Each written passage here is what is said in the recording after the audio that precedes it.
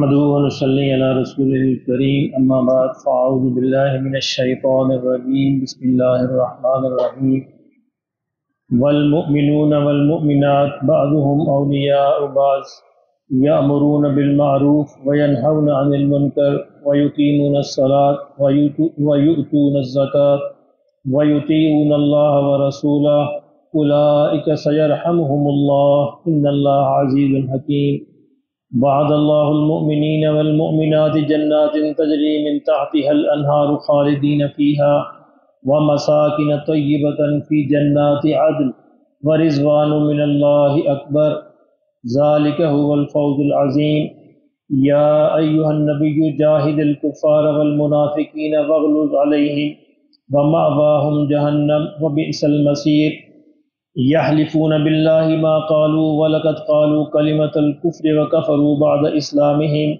وهموا بما لم ينالوا وما نقموا إلا أن أغناهم الله ورسوله من فضله فإن يتوبوا يك خيرا لهم وإن يتولوا يعذبهم الله عذابا أليما في الدنيا والآخرة وما لهم في الأرض من ولي ولا نصير صدق اللہ مولانا العظیم۔ ہم نے دیکھا کہ منافقین کے بارے میں تفصیل سے اللہ رب العزت بیان فرما رہے ہیں۔ اب اسی کے ذمہ میں مومنین کی اوصاف اور ان کی صفتیں بھی بیان فرما دیں کہ منافقین کے بالمقابل اگر مومنین کو کسی نے دیکھنا ہوگا کون سا سچا مومن ہے جو منافق نہیں ہے، تو اس کے اندر یہ خوبیاں ہونی چاہیے۔ اگر یہ خوبیاں ہیں تو وہ سچا مومن ہے، اگر یہ خوبیاں نہیں ہیں اس کا مطلب ہے اس کے اندر منافقت کا کچھ درجہ موجود ہے۔ تو کیا خوبیاں ہیں؟ والمؤمنون والمؤمنات کے مومن مرد، والمؤمنات اور مومن عورتیں، بعضهم اولیاء، بعض ایک دوسرے کے دوست ہوتے ہیں، یعنی وہ کبھی ایک دوسرے کے خلاف بات نہیں کرتے، ایک دوسرے کے خلاف کوئی پلان نہیں کرتے، کوئی سازش نہیں کرتے، حسد نہیں رکھتے، کینہ نہیں رکھتے، بغض نہیں رکھتے، کیونکہ ایک دوسرے کے یہ دوست ہوتے ہیں۔ اگر ہمارا کسی مومن بھائی کے بارے میں کوئی کینہ ہے، بغض ہے، حسد ہے، اس طرح کا مسئلہ ہے، اس کا مطلب یہ کہ ہمارے اندر منافقت کا کچھ حصہ موجود ہے۔ اللہ اپنی پناہ میں رکھے۔ تو مومنین مردوں کی بھی اور مومن عورتوں کی بھی پہلی صفت کیا ہے کہ ان کے دل صاف ہوتے ہیں، دوسروں کے بارے میں کوئی بغض اور کینہ نہیں رکھتے۔ یامرون بالمعروف، اور نیک کاموں کی ترغیب دیتے ہیں، خاموش نہیں رہتے، گونگے شیطان نہیں بنتے۔ کسی بھی نیکی کے موقع پر جب موقع ہو موجود کا تو گونگا شیطان نہیں بننا چاہیے، کچھ سلیقے کے ساتھ، محبت کے ساتھ، پیار کے ساتھ ان کو دعوت دے دینی چاہیے۔ یہ ہر مسلمان کے ذمہ ہے۔ ہاں، سختی کے ساتھ نہیں، سختی کے ساتھ منع ہے۔ تو سختی کے ساتھ تو حضرت موسیٰ کو بھی منع کیا گیا تھا کہ تم نے فرعون کے پاس جانا ہے، اس سے نرمی سے بات کرنی ہے۔ اندازہ فرمائیں کہ نرمی سے بات کرنا کتنا ضروری۔ موسیٰ جیسے پیغمبر اور اس کے مقابلے میں فرعون جیسا بدبخت، اس کو بھی کہا جائے کہ نرمی سے بات کریں، لیکن بات پہنچانا ہمارے ذمے ہے۔ وَيَنْهَوْنَ عَنِ الْمُنْكَرِ، اور تیسری صفت ان کی کیا ہے کہ برائی سے روکتے ہیں، وہ بھی سلیقے کے ساتھ، حکمت کے ساتھ، طریقے کے ساتھ۔ وَيُقِيمُونَ الصَّلَاةَ، اور نمازوں کو قائم کرتے ہیں۔ وَيُؤْتُونَ الزَّكَاةَ، اور زکوٰۃ کو ادا کرتے ہیں۔ وَيُطِيعُونَ اللَّهَ وَرَسُولَهُ، اور اللہ اور اس کے رسول کی اطاعت کرتے ہیں۔ اب دیکھیں کتنی صفتیں ہو گئیں۔ ہر بندہ اپنے آپ کو جان سکتا ہے، یعنی اگر وہ سمجھنا چاہتا ہے کہ میں حقیقی مومن ہوں، کہ پہلی صفت اس کے دل میں کسی کے بارے میں حسد، کینہ، بغض نہیں ہوگا۔ دوسری صفت اچھی باتوں کی ترغیب دے گا۔ تیسری صفت کہ برائی سے منع کرنے کی کوشش کرے گا اچھے طریقے کے ساتھ۔ اور چوتھی نماز کو قائم کرے گا۔ پانچویں زکوٰۃ کو ادا کرے گا۔ اور چھٹی کہ ہر معاملے میں اللہ اور اس کے رسول کی اطاعت کرے گا، یعنی اس کی ترجیح اللہ اور اس کے رسول ہوں گے، نہ کہ اپنی مرضی یا اپنی منشا، بلکہ ہر معاملے میں دیکھے گا کہ اللہ اور اس کے رسول کیا چاہتے ہیں۔ اولئک سیرحمہم اللہ، یہ وہ لوگ ہیں جن پر اللہ رحم کرے، اللہ ہوگا، یہ وہ لوگ ہیں جن پر اللہ عن قریب رحم فرمائے گا۔ ان اللہ عزیز حکیم، کیونکہ اللہ غلبے والا بھی ہے اور حکمت والا بھی ہے۔ وعد اللہ المؤمنین والمؤمنات، جیسے کہ ہم نے دیکھا تھا منافقین کے بارے میں اللہ نے کہا کہ ان کے لیے جہنم کا وعدہ ہے، اس کے بالمقابل مومنین سے یہ کہا گیا ان کے لیے اللہ کا وعدہ ہے جنت کا، مومن مرد بھی اور مومن عورتیں بھی۔ جنات تجری من تحتها الانہار، ایسی جنتیں جس کے نیچے نہریں بہتی ہوں گی، خالدین فیہا، اس کے اندر ہمیشہ ہمیشہ رہیں گے، ومساکن طیبۃ فی جنات عدن، اور ہمیشہ رہنے والے باغوں میں پاکیزہ گھر ہوں گے۔ ان کو اللہ تعالیٰ فرمائے گا ہمیشہ رہنے والے جو باغ ہیں ان کے اندر پاکیزہ، مساکن طیبہ، پاکیزہ گھر ہوں گے۔ اللہ اکبر، ورضوان من اللہ اکبر، اور فرمایا سب سے بڑی دولت اللہ کی رضا۔ وہاں کیا ملے گا جنت میں؟ ایک تو نہریں ہیں، باغات ہیں، وہ تو ہیں ہی ہیں، فرمایا ورضوان من اللہ اکبر، اور اللہ کی جو رضا ہے یہ سب سے بڑی ہے، یہ ان کو اللہ وہاں پہ نصیب فرمائے گا۔ جنت کی سب سے بڑی نعمت ہی اللہ کی رضا ہے، اللہ کا راضی ہونا۔ جنت میں جانے کے بعد جنتی کو کسی بات کا غم اور افسوس نہیں ہوگا، صرف ایک بات کا افسوس، یہ دھڑکا رہے گا، خدشہ رہے گا اس کو، کہیں اللہ پھر ناراض نہ ہو جائے۔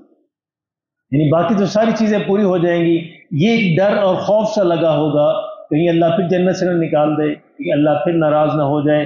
تو جنت میں پھر ایک دن اللہ اعلان فرمائیں گے، اللہ ہم سب کو سننا نصیب فرمائے، اے جنتیوں آج میں تم سے ہمیشہ ہمیشہ کے لیے راضی ہوں، اب میں کبھی تم سے ناراض نہیں ہوں گا۔ فرمایا کہ یہ وہ اعلان ہوگا جو جنتیوں کے لیے سب سے بڑی نعمت ہوگی۔ جنتی جس دن سب سے بڑے خوش ہوں گے جب اللہ ہمیشہ راضی رہیں گے۔ اور یہاں بھی اللہ نے فرمایا کہ ورضوان اللہ من اللہ اکبر، اکبر تو سب سے بڑی جو نعمت ہے، فرمایا یہ اللہ کی رضا ہے جو میں جنتیوں کو نصیب فرماؤں گا۔ ذالک هو الفوز العظیم، فرمایا یہی ہے وہ سب سے بڑی کامیابی، یہی ہے وہ سب سے بڑی کامیابی۔ کامیابی تم دنیا کے اندر ڈھونڈتے رہے، کامیابی اللہ نے آخرت میں رکھی ہے، وہ اللہ کی رضا اور جنت جو ہے اللہ کی کامیابی کا ایک علامت ہے، اللہ کی کامیابی کا ایک نام ہے، وہ جنت ہے۔ ایک اور جگہ پہ اللہ نے فرمایا فمن زحزح عن النار وادخل الجنت فقد فاز، کہ جس کو اللہ نے آخرت میں دوزخ سے بچا دیا اور جنت میں داخل کر دیا، فرمایا وہ ہے یقیناً کامیاب۔ یہی بات یہاں پہ دہرائی، ذالک هو الفوز العظیم، کہ یہ بڑی کامیابی ہے جس کو تم تلاش کرتے رہے، وہ کامیابی انشاءاللہ آخرت میں ملے گی۔ یا اب بات پھر درمیان میں مسلمانوں کو بتا کر بات پھر منافقین کی طرف جا رہی ہے۔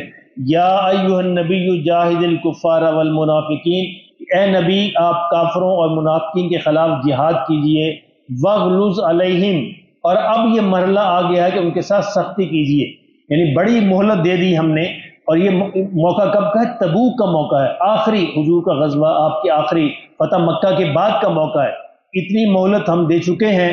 وغلظ علیہم، اب وہ مہلت کے قابل نہیں ہیں، اب آپ ان سے سختی کیجئے۔ ومأواہم جہنم، اور ان کا ٹھکانہ فرمایا کہ جہنم ہے، وبئس المصیر، اور یہ بہت ہی برا ٹھکانہ ہے۔ یحلفون باللہ ما قالوا، فرمایا یہ منافقین جو ہیں یہ اللہ کی قسمیں کھاتے ہیں، انہوں نے یہ بات نہیں کی، یعنی ان کا وتیرہ یہ تھا کہ اپنی محفلوں میں بیٹھتے، مجلسوں میں بیٹھتے اور رسول اللہ صلی اللہ علیہ وسلم کے خلاف باتیں کرتے، اور جب یہ بات حضور تک پہنچ جاتی تو آپ پہ قسمیں کھاتے کہ جی ہم نے تو کی نہیں بات۔ اسی طرح کے موقع پہ تبوک کا پورا جو سفر ہے، یہ یعنی کم از بیش 2 مہینے کا سفر ہے، اس پورے سفر میں منافقین ساتھ تھے، اس نیت سے گئے تھے کہ ہم تنگ کریں گے اور ان کے خلاف سازشیں کریں گے اور ان کی بددلی ان کے پھیلائیں گے، تو وہاں بھی اکثر اپنی مجلس سے یہ منعقد کرتے اور حضور صلی اللہ علیہ وسلم مسلمانوں کے خلاف باتیں کرتے اور بعد میں آ کے قسمیں کھا لیتے۔ اللہ نے فرمایا کہ وَلَقَدْ قَالُوا كَلِمَةَ الْكُفْرِ، میں یہ کہتا ہوں کہ انہوں نے ایک کلمہ کفر کہا ہے، وَكَفَرُوا بَعْدَ إِسْلَامِهِمْ، اور اپنے اسلام لانے کے بعد ایسی باتوں سے یہ پھر کافر ہو گئے ہیں۔ وَهَمُّوا بِمَا لَمْ يَنَالُوا، فرمایا انہوں نے ایسی بات کا ارادہ کیا کہ جس کو یہ نہیں پا سکے، جس کو یہ حاصل نہیں کر سکے۔ وہ بات کیا تھی کہ غزوہ تبوک سے واپسی پر منافقین کے ٹولے نے یہ ارادہ کیا کہ حضور کو معاذ اللہ قتل کر دیں، تو 12-14 بندوں کی ٹیم تیار کی، ایک پہاڑ کی گھاٹی کے اندر ان کو بٹھا دیا کہ یہاں سے نبی صلی اللہ علیہ وسلم گزریں گے تو یک بار کی ان پر حملہ کر کے ان کو معاذ اللہ شہید کر دیا جائے۔ تو اللہ نے فرمایا کہ انہوں نے ایک ایسی بات کا ارادہ کیا بما لم ینالوا، جس کو یہ کامیاب نہیں ہو سکے، کیونکہ اللہ کی مدد اپنے نبی کے ساتھ تھی۔